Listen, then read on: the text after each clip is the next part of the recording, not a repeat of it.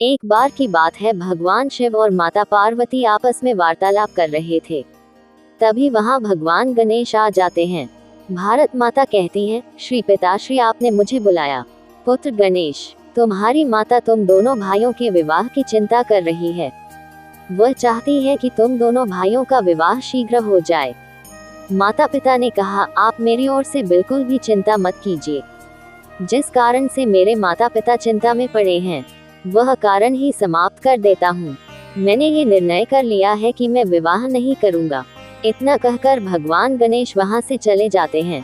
देवी पार्वती कहती हैं, उन्हें दुखी होने की कोई आवश्यकता नहीं है।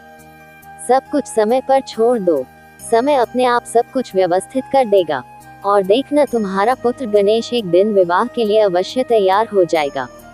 उधर भगवान गणेश वन में तपस्या करने के लिए चले जाते हैं। भगवान गणेश ध्यान मग्न थे। तभी वहां देवी तुलसी आ जाती हैं और भगवान गणेश के विचित्र रूप को देखकर वह बहुत प्रभावित होती हैं। वह साधना में लीन भगवान गणेश के ध्यान को भंग करने लगती हैं, जिससे भगवान गणेश का ध्यान भंग हो जाता है। गणेश जी कहते हैं, देवी तुम कौन हो और यहाँ क्यों आए हो? मेरी ध्यान साधना में विघ्न उत्पन्न करके अच्छा नहीं किया तुमने। देवी कहती हैं, मैं धर्मध्वज की पुत्री तुलसी हूँ। मेरी माता का नाम माधुरी है। मैं अपने वर की खोज में यात्रा पर निकली थी। आपको देखकर लगा जैसे मेरी यात्रा का उद्देश्य पूर्ण हो गया है। आपके विचित्र रूप ने मुझे बहुत प्रभावित किया है। मैं आपसे विवाह करना चाहती हूँ। गणेश जी कहते हैं, देवी यह व्यवहार नहीं हो सकता। मैंने विवाह न करने का प्रण लिया है। कृपया करके आप यहाँ से चले जाए। भगवान गणेश जी ने देवी तुलसी जी से विवाह करने के लिए मना कर दिया। इस बात से तुलसी क्रोधित हो गईं। क्रोधित होकर उन्होंने गणेश जी को शाप दे दिया, तुम शादी करने से मना कर रहे हो। एक समय आएगा जब तुम्हारी 2 शादी होगी और 2 पत्नियों के साथ तुम अपना जीवन व्यतीत करोगे। तुलसी जी के श्राप को कुछ समय बीता। तब तक भगवान गणेश की भी विवाह करने की इच्छा होने लगी। लेकिन उस समय कोई भी देवी देवता अपनी पुत्री का विवाह भगवान गणेश से नहीं करना चाहते थे। देवताओं का कहना था कि सभी देवी देवता इतने अधिक रूपवान हैं और गणपति देवताओं से अलग दिखते हैं, इसलिए उनसे कोई विवाह नहीं करना चाहता था।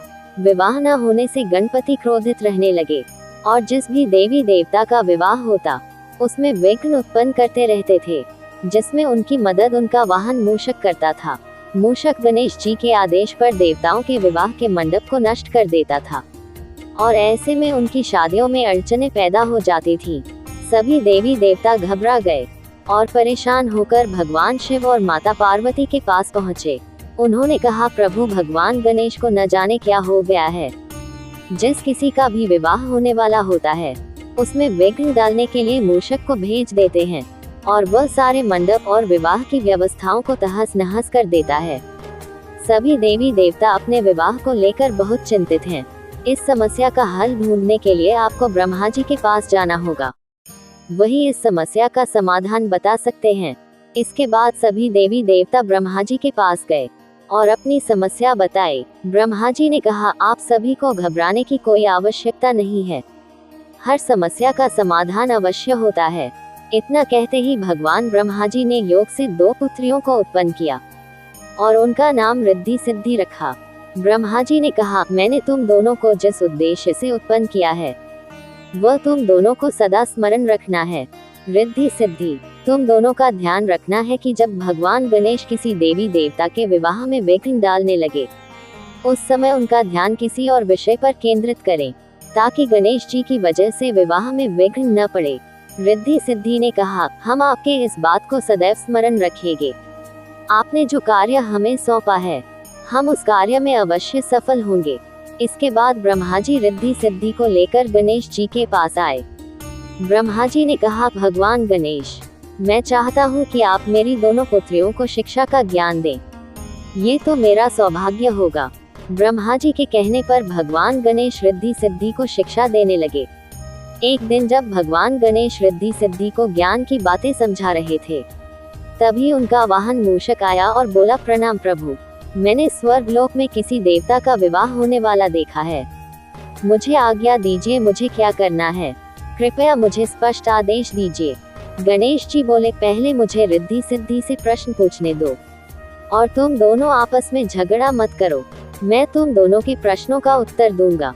इसी बीच रिद्धि सिद्धि गणेश जी का ध्यान अपनी बातों में बांधे रहती। इस प्रकार धीरे धीरे गणेश जी विवाहों में विघ्न डालना भूल गए।